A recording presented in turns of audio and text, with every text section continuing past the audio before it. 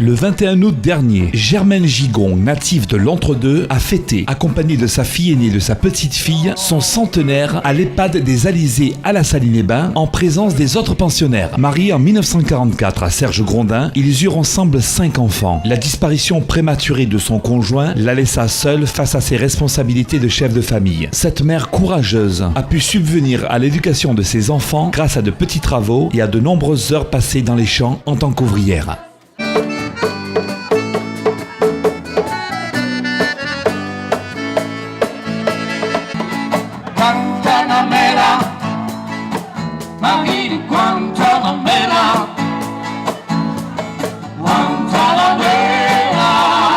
Tout simplement pour fêter les 100 ans de Madame Gigon, au nom du maire, bien sûr, et de tous les Saint-Paulois.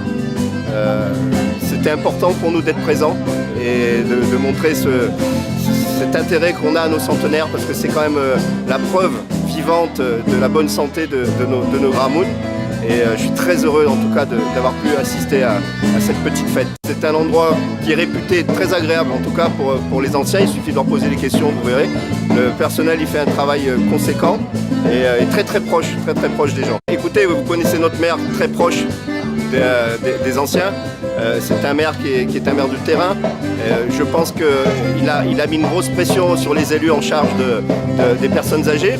Et il y a beaucoup de choses qui sont faites en ce moment et qui sont en préparation.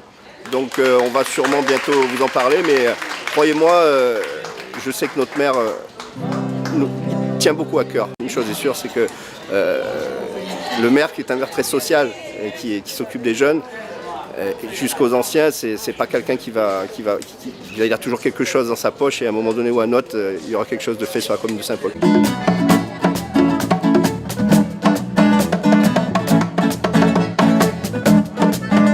C'est bon pour le moral, c'est bon pour le moral, c'est bon pour... Écoutez, chaque anniversaire est déjà un événement en soi, mais un centenaire, ça représente un siècle d'une vie, et un siècle d'une vie, c'est une grande tranche de vie. Et ça a quelque chose d'émouvant, de rassurant aussi. Ça veut dire que les personnes qui sont ici sont bien et qu'elles sont aussi en capacité d'aller jusqu'à 100 ans et on espère davantage. On essaye de le marquer au niveau de l'ensemble des partenaires avec lesquels nous travaillons, des familles qu'on invite, aussi au niveau de tout le personnel est impliqué.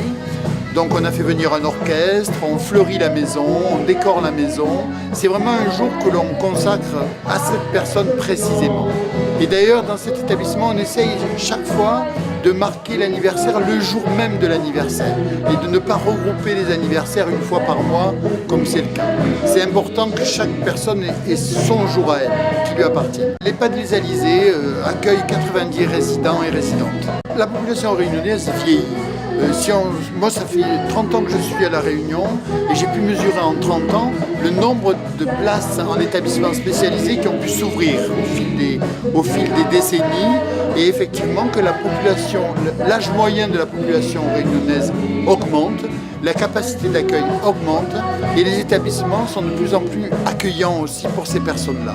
Et ça, c'est important de le souligner. La Réunion n'est pas du tout en retrait par rapport à la métropole. Les conditions d'accueil sont excellentes et la prise en charge se veut de la meilleure qualité possible. Si vous voulez, les établissements spécialisés voient leurs contraintes administratives, sécuritaires augmenter au fil des années. Ces contraintes-là nous obligent nous aussi à augmenter la sécurité des lieux. On l'a vu pour cet établissement il y a quelques mois où nous avons vécu un événement assez pénible, extrêmement pénible même.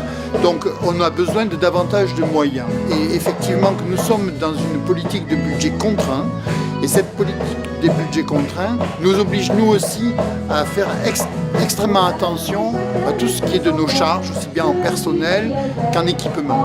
Et on aurait effectivement besoin de davantage de présence auprès des personnes âgées. Et je crois que tous les EHPAD réclament cette présence davantage de personnel. Ça c'est général, c'est même national, c'est pas qu'à La Réunion.